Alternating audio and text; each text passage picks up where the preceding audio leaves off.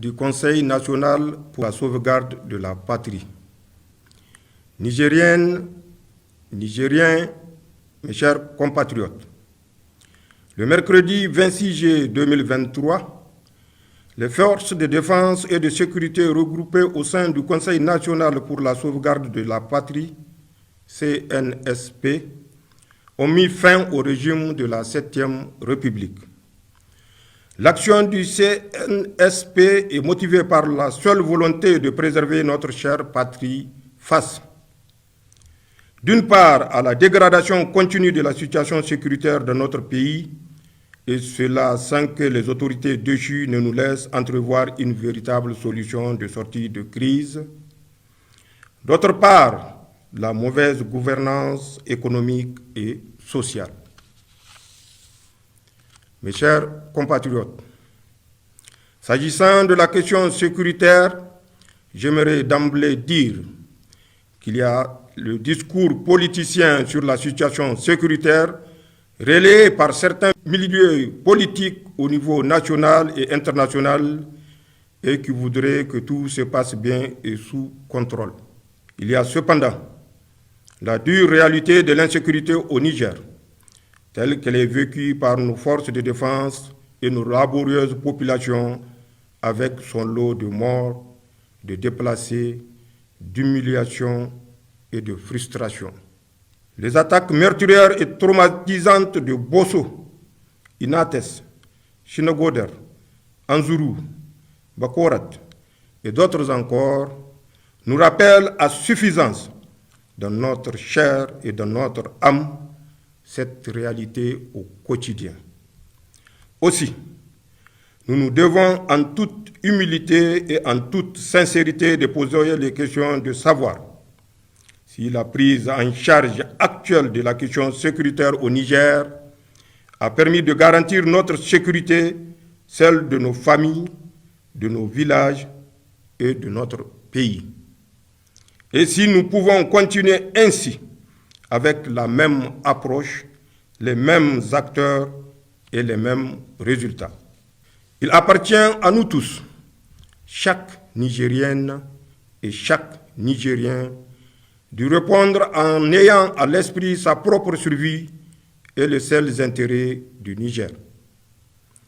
Pour le Conseil national pour la sauvegarde de la patrie, nous répondons avec force par la négative. Non, l'approche sécuritaire actuelle n'a pas permis de sécuriser notre pays en dépit des lourds sacrifices consentis par les Nigériens et le soutien appréciable et apprécié de nos partenaires extérieurs. Non, les résultats ne sont pas à la hauteur des attentes des Nigériens. Non, nous ne pouvons plus continuer avec les mêmes approches jusqu'ici proposées au risque d'assister à la disparition progressive et inéluctable de notre pays. C'est pourquoi nous avons décidé d'intervenir et de prendre nos responsabilités, non sans avoir à plusieurs reprises tenté, tout en restant dans notre rôle de chef militaire, d'attirer l'attention des plus hautes autorités déchues sur l'incohérence et l'inefficacité de leur gestion politique des questions sécuritaires dans notre pays. Mes chers compatriotes, parlant d'incohérence et d'inefficacité, il faut véritablement s'interroger avec nous sur le sens et la portée d'une politique sécuritaire qui consiste à procéder à la libération extrajudiciaire de plusieurs chefs terroristes sans garantie aucune dans le contexte qui est le nôtre. Sur le sens et la portée du recrutement et du détournement à des fins politiciennes de plusieurs centaines d'éléments FDS en dehors du cadre militaire traditionnel et en les plaçant directement sous la seule autorité des politiques. Sur le sens et la portée de la décision d'un commandant en chef qui ordonne la libération des bandits lourdement armés pris sur un théâtre d'opération militaire au seul motif qu'ils seraient ses alliés. Le sens et la portée de propos d'un commandant en chef des armées qui déclare devant le monde entier que ces soldats qui se battent au prix de leur vie sont moins forts et moins aguerris que les terroristes. le sens et la portée d'une approche sécuritaire de lutte contre le terrorisme qui exclut toute véritable collaboration avec le Burkina Faso et le Mali, alors même que nous partageons avec ces deux pays voisins la zone du Liptako-Gourma dans laquelle se concentre aujourd'hui l'essentiel des activités des groupes terroristes que nous combattons. Mes chers compatriotes, de toute évidence, les autorités déchues se sont engagées dans une approche qui consiste à mettre en place une sorte de milice pour leurs propres intérêts. Toute chose qu'aucun patriote sincère ne saurait accepter. Mes chers compatriotes, sur le plan économique et social, l'amélioration de l'état actuel de nos finances publiques et du tissu économique de notre pays, la situation de l'école nigérienne, de la santé de nos populations, la lutte contre le détournement des deniers publics, la lutte contre l'impunité, la corruption sous toutes ses formes, le népotisme et les difficultés auxquelles font face les Nigériennes au quotidien sont autant de défis face auxquels le gouvernement de Chi a montré ses limites. Nigériennes, Nigériens, mes chers compatriotes, pour finir mon propos, à l'endroit de nos populations, je réitère l'appel du Conseil national pour la sauvegarde de la patrie à la sérénité, au calme, à la vigilance et à un sursaut patriotique.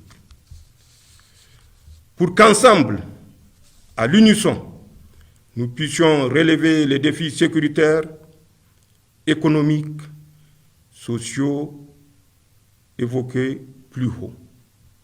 À l'endroit de la communauté internationale, le Conseil national pour la sauvegarde de la patrie réaffirme sa volonté de respecter tous les engagements internationaux souscrits par la République du Niger ainsi que des droits de l'homme. Aussi, je demande aux partenaires techniques et financiers amis du Niger d'appréhender la situation spécifique de notre pays pour lui apporter tous les soutiens nécessaires afin de lui permettre de relever les défis ci-évoqués. Enfin, le Conseil national pour la sauvegarde de la patrie, par ma voix, demande aux partenaires et amis du Niger, en cette étape cruciale de la vie de notre pays, de faire confiance à nos forces de défense et de sécurité, garantes de l'unité nationale, de l'intégrité du territoire et des intérêts supérieurs de notre nation. En ces temps difficiles que traverse notre patrie, nous savons compter sur votre esprit de patriotisme pour que la nation nigérienne soit sauvegardée. Vive le Conseil national pour la sauvegarde de la patrie. Vive le Niger. Je vous remercie.